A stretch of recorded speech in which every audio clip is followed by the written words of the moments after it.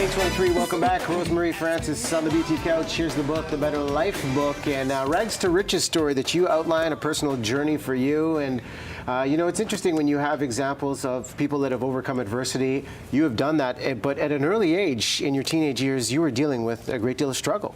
Yeah, I really was. Well, even as a child, you know, just the environment that I grew up in, you know, this 3-room little shack with no running water, no indoor plumbing. I remember as a kid scraping the ice off of the walls, and my father was not there. He was an alcoholic and other issues.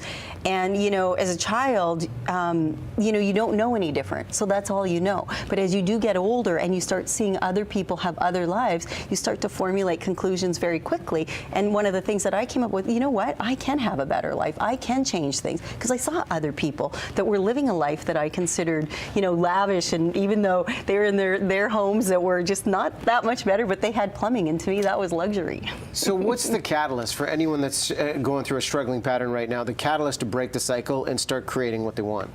Well, you know, you know, for everybody it's different, but really you got to kind of sit down and you've got to make changes in your life, because one of my favorite sayings is the definition of insanity is keep doing things the same and expecting your results to be different. So you got to kind of look at your life and what do you need to change. Surround yourself with people that believe in you.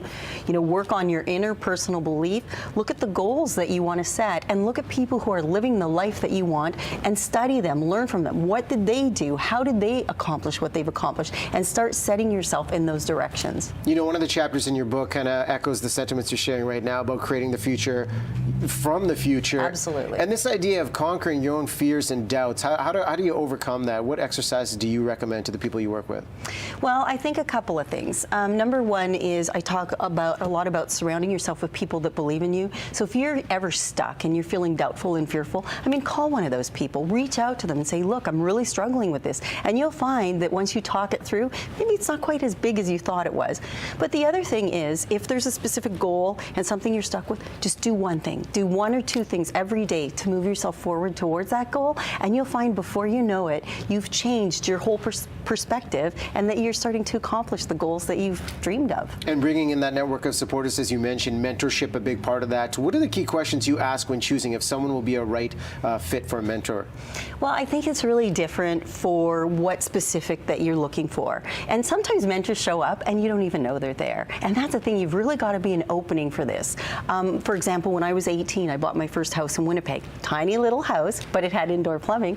And it was actually my boyfriend's mother, who was a real estate agent, said, Rosemarie, you know what? It's cheaper to buy than it is to rent. We sat down, we ran the numbers, I pre-qualified for mortgage. She walked me through every step of that process. And that was significant in my life. That was such a turning point for me, because all of a sudden at 18 years old, where I was working at Great West Life in Winnipeg, I was the resident expert in real estate. And it was really quite unbelievable, but it helped build that confidence. So mentors show up in all kinds of different ways, and it's really just reaching out to the people around you that have knowledge, have experience, and that can contribute to you. And a lot of people ask you for those very lessons that you've learned along the way, because one of the essential points we got here is that giving is living. And how do you make that decision of how you give to yourself and give to others that are asking for that assistance? Well, I think that, you know, I talked the last chapter, the Magnify Your Existence, you know, there's 3 ways to give. There's time, treasure, or talent. But there's something else. You can actually just have a spirit of generosity. And when you have a spirit of generosity in your everyday life, as you open the doors to be more of a generous person, you allow it to come in. People that show up stingy and angry and grouchy, I mean, the doors are closed and nothing gets in. People want to help people that show up generous and kind. Plenty of ideas to jumpstart the idea of change. Again, The Better Life book, Rosemarie Francis, thank you so much for coming by. Thank you. Thank you. I really appreciate it. You know, we can use these ideas, especially if you live here on the West Coast. The unaffordability issue in Vancouver, new surveys out, and we'll tell you what the numbers say about trying to buy some real estate in this neck of the woods.